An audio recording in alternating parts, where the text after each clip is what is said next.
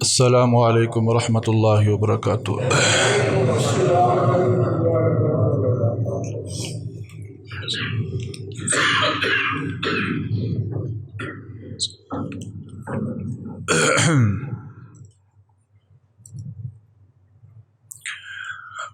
الحمد للہ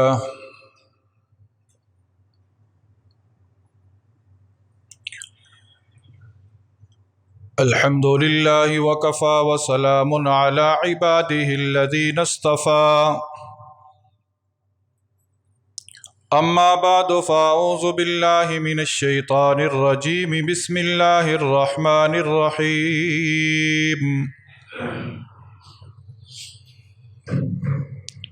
یا ایہا الذین آمنوا توبوا الی اللہ توبۃ نصوحا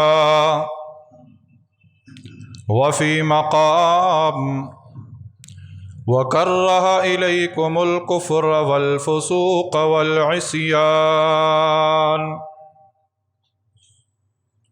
قال رسول اللہ صلی اللہ علیہ وسلم التائب حبیب اللہ وفی مقام قال رسول اللہ صلی اللہ علیہ وسلم التائب من الذنب كمن لا ذنب له او كما قال علیہ الصلاة والسلام آمنت باللہ صدق اللہ ومولانا العظیم وصدق رسوله النبی الکریم ونحن على ذلك لمن الشاہدین والشاکرین والحمد للہ رب العالمین۔ تمام احباب انتہائی ذوق، شوق، عقیدت، محبت، احترام اور ثواب کی نیت سے ایک مرتبہ درود شریف پڑھ لیجیے۔ اللہم صلی علی محمد وعلی آل محمد کما صلیت علی ابراہیم وعلی آل ابراہیم انک حمید مجید۔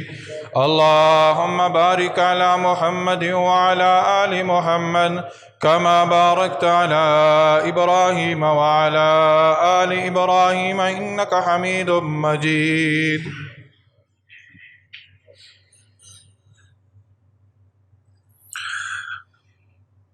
میرے انتہائی واجب الاحترام سامعین اعظام،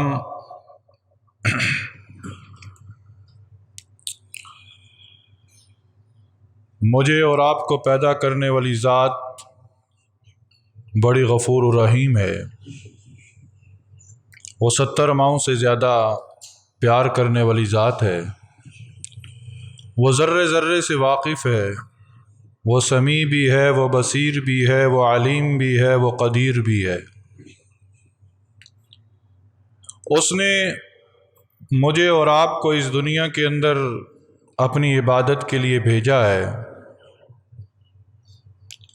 اور وہ اتنا غفور و رحیم ہے کہ جب یہ حضرت انسان اپنے راستے سے بھٹکا تو اس ذات نے اس حضرت انسان کو پھر سے راستہ یاد کروانے کے لیے انبیاء کو دنیا کے اندر بھیجا، یہاں تک کہ آقا دو جہاں نبی کریم صلی اللہ علیہ وسلم تک 1,24,000 پیغمبر کم و بیش اس کائنات کے اندر تشریف لائے۔ آقا دو جہاں نبی کریم صلی اللہ علیہ وسلم خاتم النبیین بن کر اس کائنات کے اندر تشریف لائے۔ قیامت تک اب نہ کوئی نبی آئے گا نہ کوئی رسول آئے گا، اس پر ہمارا ایمان ہے۔ اب ہم اگر راستے سے بھٹک جائیں، اگر اب ہم راستے سے ادھر ادھر ہو جائیں تو ہمیں پھر دوبارہ راستے پر آنے کے لیے نبی کریم صلی اللہ علیہ وسلم کی بتلائی ہوئی تعلیمات پر عمل کرنا ہوگا۔ اب میرے اور آپ کے لیے آقا دو جہاں نبی کریم صلی اللہ علیہ وسلم کی تعلیمات جو ہیں وہ مشعل راہ ہیں، اس کے علاوہ کوئی اور نہیں ہے۔ اس کے علاوہ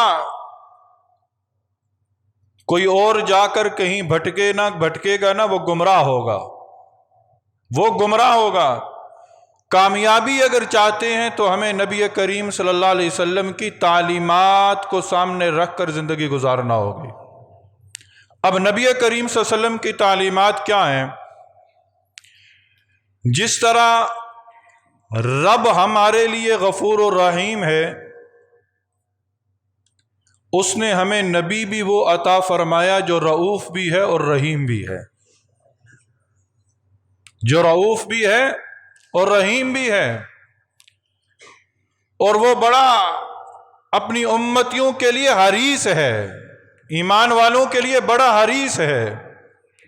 لقد جاءکم رسول من انفسکم عزیز علیہ ما عنتم حریص علیکم بالمؤمنین رؤوف الرحیم۔ وہ حریص بھی ہے، وہ رؤوف بھی ہے، وہ رحیم بھی ہے۔ حریص کس لیے ہے؟ حریص اس وجہ سے ہے کہ میرے امتی جہنم سے بچ کر جنت میں جانے والے بن جائیں۔ اب یہ حضرت انسان بہت سارے اعمال ایسے کرتا ہے کہ جو اعمال اسے جہنم کی طرف لے جانے والے ہوتے ہیں، لیکن قربان جائیں آقا دو جہاں نبی کریم صلی اللہ علیہ وسلم پر کہ انہوں نے فرمایا کہ ہر بنی آدم خطا کار ہے، ہر بنی آدم خطا کار ہے، اور سب سے بہترین خطا کار وہ ہے جو گناہ کرنے کے بعد رب کے حضور معافی مانگ لیتا ہے۔ یہ کہنے والے کون ہیں؟ آقا دو جہاں نبی صلی اللہ علیہ وسلم، کہ ہر بنی آدم خطا کار ہے، اور سب سے بہترین خطا کار وہ ہے جو گناہ کرنے کے بعد اللہ کے حضور معافی مانگ لیتا ہے۔ اور جب بندہ اللہ کے حضور معافی مانگتا ہے نا، تو اللہ بندے سے پھر یہ نہیں پوچھتا کہ تو نے یہ گناہ کیا کیوں تھا، تو نے یہ گناہ کیا کیوں تھا۔ گزشتہ جمعۃ المبارک میں آپ حضرات کے سامنے ایسی ہی کچھ باتیں عرض کی تھیں۔ موجودہ دور کے اندر ہم دیکھتے ہیں کہ گناہ گاروں کو حقارت کی نگاہ سے دیکھا جاتا ہے۔ گناہ گاروں مایوس نہ ہو، گناہ گاروں نا امید نہ ہو، گناہ گاروں اللہ کے حضور کے در پر آ جاؤ۔ رب تو وہ ہے، سفیان ثوری رحمہ اللہ۔ کون؟ سفیان ثوری رحمہ اللہ، ولیوں کے امام، رات کو سوئے ہیں، خواب کے اندر آتا ہے کہ اٹھ سفیان، اٹھ سفیان، میرے ولی کا جنازہ پڑھا دے، میرے ولی کا جنازہ پڑھا۔ سفیان ثوری بیدار ہوئے، معلومات کی کہ آج کس کا انتقال ہوا ہے۔ معلومات کرنے کے بعد جس کا انتقال ہوا اس کی نماز جنازہ پڑھانے کے لیے جب پہنچے تو جا کے دیکھا کہ جس کا جنازہ رکھا ہے وہ تو وقت کا شرابی تھا۔ لوگ اسے اچھا نہ سمجھتے تھے، لوگوں کی نظروں میں وہ گرا ہوا تھا۔ اے حضرت انسان، تو کیا جانتا ہے جو لوگوں کی نظروں میں گر جاتا ہے ہو سکتا ہے وہ رب کی نظروں میں بلند مقام پا جاتا ہو۔ ہاں سفیان ثوری رحمہ اللہ حیران ہیں، مجھے تو حکم ملا، مجھے تو کہا گیا کہ میرے ولی کا جنازہ پڑھاؤ، دنیا والوں تو اسے گناہگار سمجھتے ہیں۔ معلومات کی کہ آخر کیا وجہ ہے کہ یہ رب کے ہاں اتنا مقام پا گیا، رب کے ہاں اتنا مقام پا گیا۔ گھر والوں نے کہا کہ حضرت جانتے آپ بھی ہیں، جانتے ہم بھی ہیں، بڑا غافل تھا، بڑا سست تھا، لیکن وقت آخر ہم نے دیکھا کہ اس کی آنکھوں میں آنسو تھے۔ وقت آخر ہم نے دیکھا کہ اس کی آنکھوں میں آنسو تھے، عاجزی تھی، انکساری تھی، اور بزبان حال یہ رب کے حضور کہہ رہا تھا، اے اللہ اے غفور الرحیم اللہ، تو اس کی مغفرت فرما دینا جس کے پاس نہ دنیا ہے نہ آخرت ہے۔ اللہ تو میری مغفرت فرما دینا، نہ میرے پاس دنیا ہے، نہ دنیا کی دولت ہے، نہ آخرت کی دولت ہے۔ یہ عاجزی اور انکساری رب کو اتنی پسند آئی کہ وقت کے ولی کو اٹھایا کہ جا کر میرے ولی کا جنازہ پڑھا دے۔ اس لیے رب کی ولایت مل جانے کا کوئی بہانہ انسان اختیار کرتا ہے اور اللہ اسے وہ عطا فرما دیتا ہے۔ اس لیے دنیا کے اندر کسی بھی گناہگار کو حقیر نہ جاننا، کسی بھی گناہگار کو۔ اور پھر آقا دو جہاں نبی صلی اللہ علیہ وسلم تشریف فرما ہے، حضرت عمر فاروق رضی اللہ تعالی عنہ مدینہ کے بازار سے گزر رہے ہیں کہ ایک شخص کو دیکھا کہ زار و قطار رو رہا ہے۔ پوچھا، اے نوجوان کیوں رو رہے ہو؟ کہا کہ مجھ سے بڑا گناہ سرزد ہو گیا ہے، مجھ سے بڑی غلطی سرزد ہو گئی ہے۔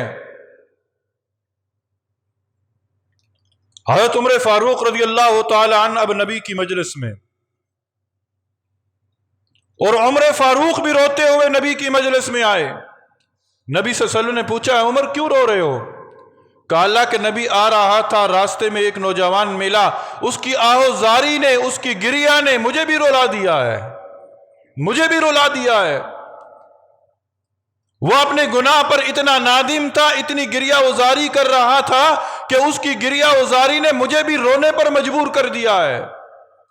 اب نبی صلی اللہ علیہ وسلم نے فرمایا، اے عمر اس نوجوان کو بلاؤ۔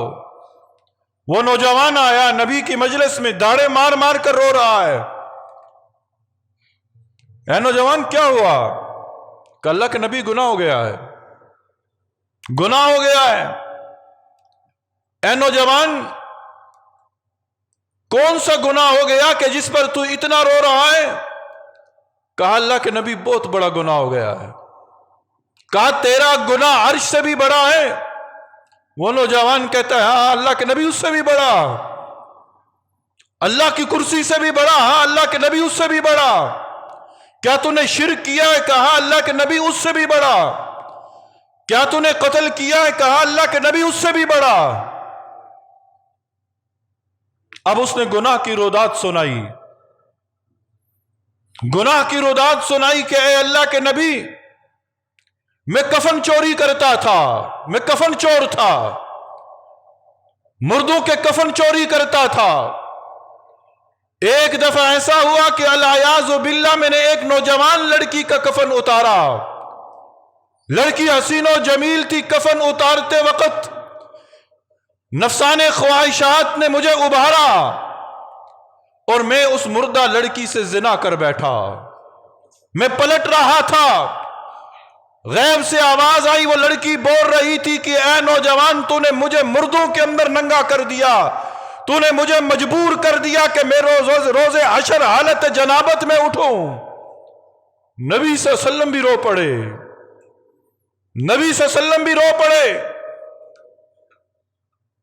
نبی صلی اللہ علیہ وسلم نے فرمایا ہاں نوجوان یہ تو بہت بڑا گناہ، بہت بڑا گناہ ہو گیا۔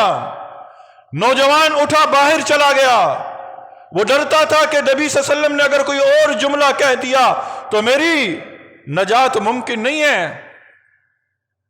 چلا گیا جنگلوں کے اندر، پہاڑوں کے اندر، رویا، اتنا رویا، اتنا رویا، اتنا رویا کہ رب نے آسمان سے جبرائیل کو دوڑایا، جا جبرائیل میرے حبیب کو جا کے بتا، پہلے اس سے پوچھ اے میرے حبیب مخلوق کو پیدا کرنے والے آپ ہیں یا میں ہوں؟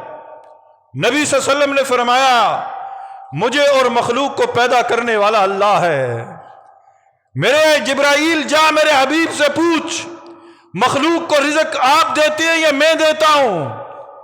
اے اللہ رزق آپ دیتے ہیں مجھے بھی اور مخلوق کو۔ پھر میرے جبرائیل میرے حبیب سے پوچھ کہ معاف آپ نے کرنا ہے یا میں نے کرنا ہے؟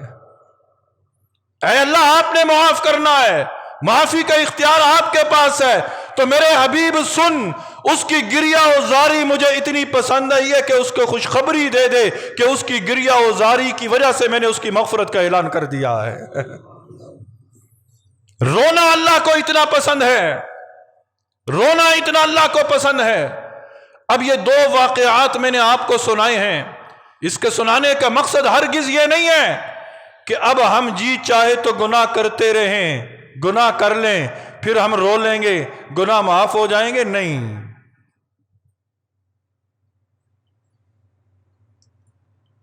احنف بن قیس ایک تابعی گزرے ہیں، حضرت عمر فاروق رضی اللہ تعالی عنہ کی مجلس ہے۔ احنف بن قیس عمر فاروق کی مجلس میں ہیں، اور حضرت عمر فاروق رضی اللہ تعالی عنہ نے ایک سوال کیا کہ جاہل کون ہے، جاہل کی تعریف کیا ہے؟ ہم جاہل کسے کہتے ہیں؟ جس کے پاس علم نہ ہو، ہم اسے جاہل کہتے ہیں۔ ہم اسے جاہل کہتے ہیں جو مؤدبانہ گفتگو نہ کرے، ہم اسے جاہل کہتے ہیں۔ ہم اسے جاہل کہتے ہیں جو گالیاں دے، ہم اسے جاہل کہتے ہیں جو حساب و کتاب نہ جان سکے، ہم اسے جاہل کہتے ہیں جو لکھ نہ سکے، ہم اسے جاہل کہتے ہیں جو معاشرے کے اندر کوئی تجربہ نہ رکھتا ہو۔ اب پوچھنے والے کون ہیں؟ امیر المومنین۔ مجلس کس کی ہے؟ اللہ والوں کی۔ پوچھا جاہل کون ہے؟ احنف بن قیس فرماتے ہیں اے امیر المومنین، جاہل وہ ہے جو دنیا کی خاطر آخرت کو تباہ کر دے، دنیا کی خاطر اپنی آخرت کو تباہ کر دے، وہ جاہل ہے۔ امیر المومنین نے فرمایا چلو جاہل کی تعریف تو ہو گئی، کیا میں تمہیں اجہل کی تعریف نہ بتاؤں؟ اجہل جاہل سے بھی بڑا۔ جاہل کی تعریف کیا ہے؟ جو دنیا کی خاطر آخرت کو تباہ کر دے۔ اور اجہل کی تعریف بتانے والے امیر المومنین، وہ فرماتے ہیں جو دوسرے لوگوں کی خاطر، جو دوسرے لوگوں کی خاطر اپنی آخرت کو تباہ کر دے، دوسرے لوگوں کی خاطر اپنی آخرت کو تباہ کر دے، وہ اجہل ہے۔ آج گناہ جو ہو رہے ہیں وہ دوسروں کی خاطر ہی ہو رہے ہیں، دوستوں کی خاطر۔ دوست نے مجلس لگائی، آجا پارٹی ہے، شراب پی لے۔ وہ کہتا ہے اچھا دوست نے کہا پی لی، کیا ہوا؟ گھونٹ دو گھونٹ بھر لے، بعد میں توبہ کر لینا۔ نوجوان بازار کے اندر چلتے ہیں، آج بد نظری کر لیتے ہیں، کیا ہوا؟ بعد میں توبہ کر لینا۔ کیا تو میرا دوست نہیں ہے؟ آج دوست کی خاطر اپنی آخرت کو تباہ کر رہا ہے۔ یہ اجہل ہے، یہ اجہل ہے۔ آج شادی بیاہ کی تقریبات کے اندر غلط رسمیں ہوتی ہیں، ہم کیا کہتے ہیں؟ اگر یہ رسم نہ کی وہ ناراض ہو جائیں گے، لڑکی والے ناراض ہو جائیں گے، لڑکی والے کہتے ہیں لڑکے والے ناراض ہو جائیں گے، برادری ناراض ہو جائے گی، محلے والے ناراض ہو جائیں گے۔ آج گناہ اس لیے ہو رہے ہیں کہ ہم دوسروں کی خاطر گناہ کر رہے ہیں، دوسروں کی خاطر، دوستوں کی خاطر گناہ ہو رہے ہیں۔ بیٹھے ہیں گھروں کے اندر، کھیل کود میں مصروف ہیں، نماز کا وقت گزرتا جا رہا ہے، دوست اٹھتا ہے نماز پڑھ لو، دوسرا دوست کہتا ہے پڑھ لینا، بعد میں پڑھ لینا، تھوڑی دیر بعد میں پڑھ لینا، ابھی مصروف ہے، ٹائم نہیں ہے، تو چلا جائے گا، کھیل کا مزہ ختم ہو جائے گا۔ وہ بھی وہاں بیٹھ جاتا ہے، دوستی ہے، کہیں دوست ناراض نہ ہو جائے، کہیں دوست ناراض نہ ہو جائے۔ آج اس کو دوستی کی، ناراضگی کی فکر ہے، لیکن اس کی فکر نہیں جو اس کا کائنات کا بنانے والا ہے، جو خالق ہے، جو مالک ہے۔ تو یہ اجہل ہے، اجہل دوسروں کی خاطر اپنی آخرت کو تباہ کر رہا ہے۔ اور پھر فرمایا کچھ کام ایسے ہیں کہ جو تم کر رہے ہو، جو لوگ تم کر رہے ہو کام، لیکن یاد رکھنا وہ کام ایسے ہیں کہ وہ ان کے اندر فائدہ کوئی نہیں ہے، فائدہ کوئی نہیں ہے۔ آج ہم دعائیں بھی مانگتے ہیں، آج ہم کہہ بھی رہے ہوتے ہیں کہ خوف خدا ہے، ساری باتیں ہم کر رہے ہوتے ہیں، لیکن شریعت مطہرہ یہ کہتی ہے کہ یہ وہ کام ہے کہ یہ تمہارے کرنے کا کوئی فائدہ نہیں ہے۔ وہ کون سے کام ہیں؟ وہ انسان جو یہ سمجھتا ہے کہ میرے دل کے اندر اللہ کا خوف ہے، اللہ کا خوف ہے، اور وہ گناہوں سے اپنے آپ کو بچا نہیں رہا، تو اس کا یہ کہنا بے فائدہ ہے۔ ذرا اپنے ضمیر کو جھنجھوڑو۔ ہم رمضان کی راتوں میں روتے رہے، کیوں روئے؟ اللہ کا خوف۔ یہ کیسا خوف تھا جو رمضان کے مہینے تک تھا؟ یہ کیسا خوف تھا جو صرف چند لمحوں کے لیے تھا؟ یہ کیسا خوف تھا جو 27ویں شب کو تھا، بعد میں ختم ہو گیا؟ گناہ کو یاد کر کے اس وقت تو روئے، اللہ کے حضور معافی مانگی، اور پھر گناہوں کی طرف راغب ہو گئے۔ شریعت اسلامی کہتی ہے کہ یہ خوف تمہیں بچا نہ سکے گا، یہ تمہارا کہنا فضول ہے کہ میرے دل میں اللہ کا خوف ہے۔ اللہ کا خوف تب پتا چلے گا کہ جب تو بعد والی زندگی کے اندر بھی اپنے آپ کو گناہوں سے بچائے گا، گناہوں سے بچائے گا۔ وہ حضرت حسن بصری رحمہ اللہ کا قول ہے نا، توبہ کسے کہتے ہیں؟ توبہ کی تعریف کیا ہے؟ جس رغبت سے گناہ کیا تھا، گناہ کرنے کے بعد اب اتنی ہی نفرت اس گناہ سے کرو تو سمجھ لو کہ تمہاری توبہ قبول ہو گئی ہے، سمجھ لو تمہاری توبہ قبول ہو گئی ہے۔ جس چاشنی سے، جس محبت سے، جس چاہت سے تم نے وہ گناہ کیا تھا، گناہ کرنے کے بعد اب اس گناہ سے اتنی ہی نفرت کرو، اور اتنی ہی نفرت تمہارے دل میں پیدا ہو جائے تو سمجھ لو کہ تمہاری توبہ قبول ہو گئی ہے۔ ہم رمضان میں روئے، ہم نے اللہ کے حضور معافی مانگی۔ رب کا وعدہ ہے کہ میں معافی مانگنے والے کو معافی دیتا ہوں، لیکن کس کو معافی ملتی ہے؟ جو آج کے بعد گناہ نہ کرے۔ توبہ چند چیزوں کا مجموعہ ہے۔ تفسیر مظہری کے اندر لکھا ہے توبہ کیا ہے؟ کہتے ہیں توبہ توبہ ہے کیا؟ زبان سے استغفار، زبان سے استغفار، اعضاء و جوارح کو پھر سے گناہوں سے روکنا۔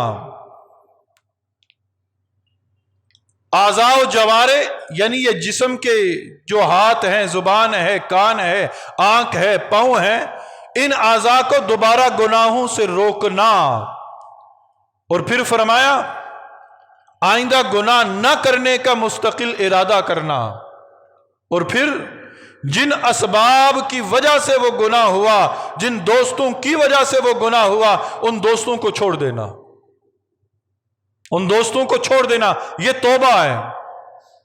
یہ نہیں کہ ادھر میں توبہ کروں، نماز کے اندر آؤں توبہ کر لوں، اللہ 4 فرض پڑھ لیے معاف کر دے، اور باہر جا کر دکان پر وہی دوست ہیں۔ ایسی توبہ قبول نہیں ہوتی۔ وہ جو سفیان ثوری نے جس ولی کا جنازہ پڑھایا تھا نا، جو اس نے کہا تھا نا کہ اے اللہ نہ میرے پاس دنیا ہے نہ آخرت ہے، اس نے عزم مصمم کے ساتھ یہ کہا تھا کہ آج کے بعد گناہ نہیں کروں گا، مجھے پتا ہے کہ اب میں وقت آخر پہ آ پہنچا ہوں، میرے پاس کچھ نہیں ہے۔ وہ نبی کی مجلس میں جو شخص آ کر رویا تھا، وہ عزم مصمم والا تھا کہ مجھے ایک بار معافی مل جائے، آج کے بعد گناہ نہ کروں گا۔ اور ہم ہیں کہ ادھر معافی مانگتے ہیں، دکان پر جا کر وہی جھوٹ بولتے ہیں۔ ادھر معافی مانگتے ہیں، معافی مانگ رہے ہوتے ہیں، لیکن ہمارا پیسہ بینکوں کے اندر سود پہ سود چڑھ رہا ہوتا ہے۔ معافی مانگ رہے ہوتے ہیں، پلاننگ کر رہے ہوتے ہیں کہ اس کی جائیداد پر قبضہ کرنا ہے، اسے یہ فلاں نیچا دکھانا ہے، اس کے ساتھ یہ کرنا ہے، تو بتاؤ ہم پھر کہ توبہ قبول کیسے ہوگی؟ تو جو شخص یہ کہتا ہے کہ اللہ کا خوف ہے، اور اللہ کا خوف کہنے کے باوجود وہ گناہوں سے اپنے آپ کو نہیں بچا رہا، تو وہ جان لے کہ اس کا یہ کہنا بے فائدہ ہے۔ اور پھر فرمایا جو انسان یہ کہتا ہے نا مجھے اللہ سے امید ہے، آج ہم سارے کہتے ہیں نا، کسی کو بھی کہیں بھائی نماز پڑھ لو، روزے رکھ لو، زکوٰۃ دے دو، نیک کام کر لو، دین کی طرف آ جاؤ، کہتا اللہ بڑا غفور و رحیم ہے، اللہ سے بڑی امیدیں ہیں۔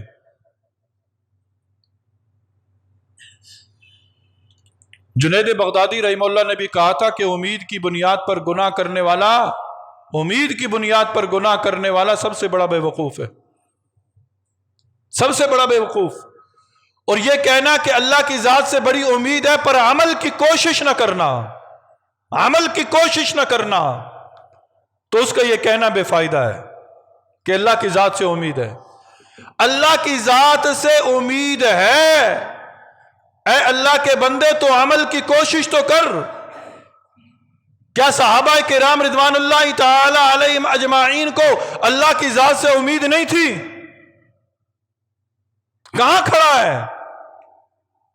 کون سی سوچ لے کے کھڑا ہے؟ آج یہ گرمی کی شدت ہمیں برداشت نہیں ہوتی، میں دیکھ رہا ہوں اندر اے سی چل رہے ہیں، حال چل رہے ہیں، ہر میرے بھائی کی، ہر بندے کی خواہش ہے کہ دروازہ کھولوں اندر چلا جاؤں۔ آج یہ گرمی کی شدت برداشت نہیں ہوتی، کل قیامت کی حدت کیسے برداشت ہوگی؟ قیامت کی گرمی کیسے برداشت ہوگی؟ یہ دنیا کے نقشے رب دکھانا چاہتا ہے، ہیرا پھیری نہ کر، مکر و فریب نہ کر۔ تو دنیا والوں کو دھوکہ دے سکتا ہے لیکن اس ذات کو دھوکہ نہیں دے سکتا کہ جس نے پانی کے ایک قطرے پر تیرے خوبصورت تصویر بنا ڈالی ہے، اس کو دھوکہ نہیں دے سکتا۔ آج کہتے ہیں لمبی عمر، اللہ غفور الرحیم ہے، اللہ معاف کر دے گا۔ کیا بلال حبشی کو نہیں پتا تھا؟ کیا اس کو نہیں پتا تھا کہ جس کے جسم پر 70 زخمیں تھی اور پھر بھی وہ نبی کے سامنے سے نہ ہٹا، اور جب گرا اور اس کی لاش کو نبی کے قدموں میں لایا گیا تو بزبان حال کہہ رہا تھا کہ فزت برب الکعبہ، کہ رب کعبہ کی قسم کامیاب ہو گیا۔ وہ جانے ہتھیلی پر لیے پھرتے تھے، آج ہم کمروں کے اندر بیٹھ کر جھوٹ پہ جھوٹ بول کر، بہتان پہ بہتان باندھ کر، غیبتوں پہ غیبت کر کے کہتے ہیں اللہ غفور الرحیم، اللہ معاف کر دے گا۔ ایسی امیدیں قائم کرنے والا وہ یہ سمجھ لے کہ اس کی امیدیں بے فائدہ ہیں، اس کی امید کا کوئی فائدہ نہیں ہے۔ اور پھر فرمایا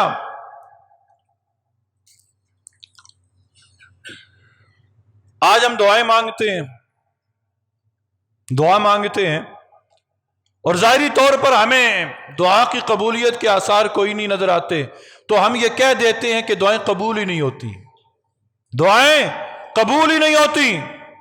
اور اللہ کے بندے، کیا تو نے دعا مانگتے وقت رب کی ذات پر حسن ظن رکھا تھا؟ رب کی ذات پر حسن ظن رکھا تھا؟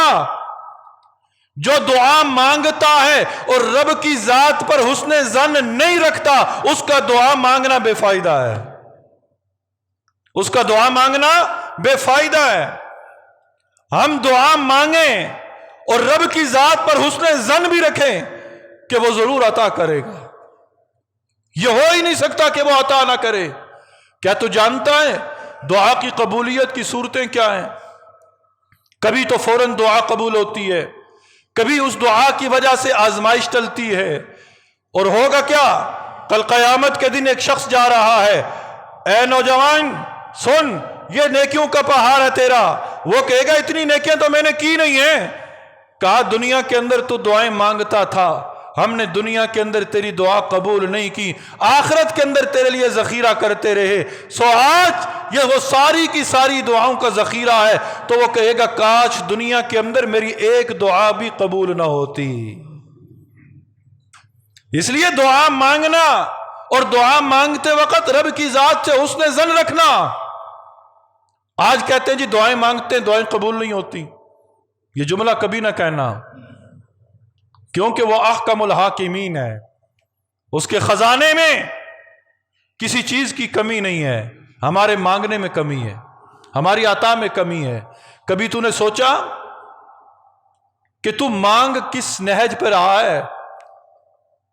تیرے جسم کا جو لباس ہے، تیرے جسم کی جو خوراک ہے، تیرے جسم کی جو طاقت ہے، کیا یہ ساری کی ساری حلال کمائی سے ملی ہوئی ہے؟ اپنے عیب تو دیکھ، لیکن اس کے باوجود رب کی مہربانی تو دیکھ کہ رب نے ایسے حال کے اندر بھی اپنے سے مانگنے کی تجھے توفیق دے دی ہے۔ توفیق کا مل جانا یہ بھی اس کی عنایت ہے، یہ بھی اس کی رحمت ہے، وگرنہ ایسے لوگ بھی ہیں کہ جنہیں مانگنے کی توفیق بھی نہیں ہوتی، مانگنے کی توفیق بھی نہیں ہوتی۔ اس لیے کبھی گلا شکوہ اپنی زبان پر نہ لے کر نہ آنا کہ ہم مانگتے ہیں رب سنتا نہیں ہے، دیتا نہیں ہے۔ اے اللہ کے بندے، تو کس کے بارے میں بدگمانی کر رہا ہے؟ تو کس کے بارے میں بدگمانی کر رہا ہے؟ جب رب نے تجھے بن مانگے اپنے حبیب کی امت میں پیدا کر دیا تو پتہ یہ چلا کہ رب تجھ سے محبت کرتا ہے، تو اس کی ذات سے حسن ظن رکھ۔ اگر تو حسن ظن نہیں رکھے گا تو تیرا مانگنا بے فائدہ ہے، تیرا مانگنا بے فائدہ ہے۔ اور پھر فرمایا استغفار، ہم کہتے ہیں اللہ معاف کر دے، اللہ معاف کر دے، لیکن دل کے اندر ندامت نہیں ہے۔ ندامت کے بغیر استغفار جو ہے وہ بے فائدہ ہے۔ ندامت ہو دل کے اندر، ندامت۔ وہ سفیان ثوری نے جس کا جنازہ پڑھایا اس کے دل کے اندر کیا تھی؟ ندامت تھی۔ نبی کی مجلس میں جو نوجوان آیا اس کے دل کے اندر کیا تھی؟ ندامت تھی۔ تو ندامت پہ کیا جانے والا استغفار جو ہے وہ اللہ کے ہاں قبول ہے، اور ندامت کے بغیر کیا جانے والا استغفار جو ہے وہ اللہ اسے قبول نہیں کرتا، بے فائدہ ہے۔ اور پھر فرمایا اصلاح باطن کے بغیر ہم ظاہر بنا رہے ہیں، امامہ بھی ہے، ہاتھ میں تسبیح بھی ہے، نمازیں بھی ہیں، ذکر و اذکار بھی ہے، لیکن دل کے میلے ہیں، دل کے میلے ہیں، دل کے۔ آج دل کا میل کوئی نہیں دھو رہا، حسد لیے، کینہ لیے، بغض لیے نمازیں بھی پڑھ رہے ہیں، ظاہر تو بنا دیا، منہ دیکھ لیا آئینے میں، پر داغ نہ دیکھا سینے میں۔ اوروں کو جگانا یاد رہا، خود ہوش میں آنا بھول گئے۔ ہاں ہاں، دلوں پر محنت نبی نے کی، دلوں پر محنت صحابہ نے کی، دلوں پر محنت اولیاء نے کی۔ آج دل بنانے کے لیے تیار کوئی نہیں ہے۔ دلوں سے کدورت، دلوں سے حسد، دلوں سے بغض۔ اس سے بڑا ظلم اور کیا ہوگا، اس سے بڑا ظلم اور کیا ہوگا کہ ہم جس امام کے پیچھے نماز پڑھ رہے ہوتے ہیں اسی کے بارے میں کینہ بھی رکھے ہوتے ہیں، عداوتیں بھی رکھے ہوتے ہیں، بغض بھی رکھے ہوتے ہیں، پھر کہتے ہیں ہماری نمازیں قبول ہوں۔ یہ بات عام معاشرے کی ہے، یہ حقیقت ہے، اللہ کی قسم حقیقت ہے۔ بڑے بڑے لوگوں کو دیکھا، بڑے بڑے لوگوں کے پیچھے نماز، اور یہاں تو دور کی بات ہے، لوگ حرم کے اندر جا کر امام کعبہ کا بغض لیے بیٹھے ہوتے ہیں، مسجد نبوی میں جا کر امام مسجد نبوی کا بغض لیے بیٹھے ہوتے ہیں۔ بتائیں ہمارا بنے گا کیا؟ ظاہر تو بنا دیا، دل کون بنائے گا؟ ہم ظاہر بنانے کے لیے نہیں، دل بنانے کے لیے آئے ہیں۔ ظاہر پر حکم نہیں لگے گا، دلوں پر حکم لگے گا۔ ظاہر پر حکم لگنا ہوتا تو ابو لہب پر حکم لگتا۔ ظاہر میں عزت ہوتی، ظاہر میں بخشش ہوتی، ظاہر میں نجات ہوتی، ابو لہب کی ہوتی، خوبصورت تھا، شعلہ مارتا ہوا چہرہ تھا جس کا۔ لیکن نجات کس پر ہوگی؟ دل پر ہوگی۔ ظاہر تو دیکھو بلال رنگ کا کالا ہے، بلال رنگ کے کالے تھے، حبشی تھے، غلام تھے، لیکن دل بنا ہوا تھا۔ اور رب نے مقام کیا عطا کیا؟ نبی نے جبرائیل سے پوچھا، جبرائیل یہ قدموں کی آٹ کیسی ہے؟ عرشوں کا سفر ہے، جبرائیل قدموں کی آٹ کیسی ہے؟ جبرائیل بتا رہے ہیں اللہ کے نبی آپ کے غلام بلال کے قدموں کی آٹ ہے۔ بلال مکہ کی گلیوں میں چل رہا ہے، رب عرشوں پر قدموں کی آٹ سنوا رہا ہے۔ دل بنائیں، دل بنیں گے گناہوں سے بچیں گے، دل بنیں گے بغض سے بچیں گے، دل بنیں گے انشاءاللہ ہمارا ہر کام فائدہ والا ہوگا، بے فائدہ کوئی چیز نہیں ہوگی۔ دل بنائیں، دل کے اندر نبی نے ایک شخص کو کہا تھا نا، بس یہ بات کہہ کر بات کو ختم کرتا ہوں، جس نے جنتی دیکھنا ہو وہ دیکھو وہ آ رہا ہے، جنتی دیکھنا ہو دیکھو وہ آ رہا ہے۔ صحابہ نے دیکھا، صحابی آ رہے، جوتے رکھے چلے گئے۔ دوسرے دن پھر فرمایا جنتی دیکھنا ہے اسے دیکھو، تیسرے دن پھر فرمایا جنتی دیکھنا ہے اسے دیکھو۔ صحابی چلے گئے ساتھ، دیکھو کون سا عمل کرتا ہے کہ جس نے نبی صلی اللہ علیہ وسلم کو یہ کہنے پر مجبور کر دیا کہ یہ جنتی ہے۔ 3 دن وہ مہمان رہے، کوئی خاص عمل نہ دیکھا۔ جاتے وقت پوچھا، اے میرے دوست بتا تو صحیح، کس عمل کی وجہ سے نبی نے تجھے جنت کی بشارت دی؟ وہ صحابی کہتے ہیں میرے اندر کوئی خاص عمل نہیں ہے، جو تو کرتا ہے وہ میں کرتا ہوں، نماز ہے، توبہ ہے، استغفار ہے، ذکر ہے، یہی کچھ ہے۔ ہاں ایک عمل ایسا ہے کہ میں رات کو سوتا ہوں تو سب کو معاف کر کے سوتا ہوں، سب کو معاف کر کے سوتا ہوں۔ یہی عمل ہے کہ جس عمل کی وجہ سے نبی نے جنت کی بشارت دی۔ اور ہم نماز پڑھ رہے ہوتے ہیں، نماز کے اندر ہی دشمنوں کے خلاف منصوبے بنا رہے ہوتے ہیں، اس کے یہ کروں گا، اس کا یہ کروں گا، اس کا یہ کروں گا۔ خدا را اپنے دل کو بنائیں، میں بھی آپ ہی کی طرح ایک ہی کشتی کا مسافر ہوں، میں بھی محتاج ہوں۔ یہ نہیں کہ میں جو باتیں کر رہا ہوں میں اس سے بالکل پاک صاف ہوں، نہیں، کہنے والا سننے والے سے زیادہ محتاج ہوا کرتا ہے، مجھے اپنی زیادہ اصلاح کی ضرورت ہوتی ہے، اس لیے یہ باتیں میں دل سے کہہ دیتا ہوں۔ اللہ تعالیٰ کی بارگاہ میں دعا ہے جو کچھ کہا اور سنا اس پر عمل کی توفیق نصیب فرمائے۔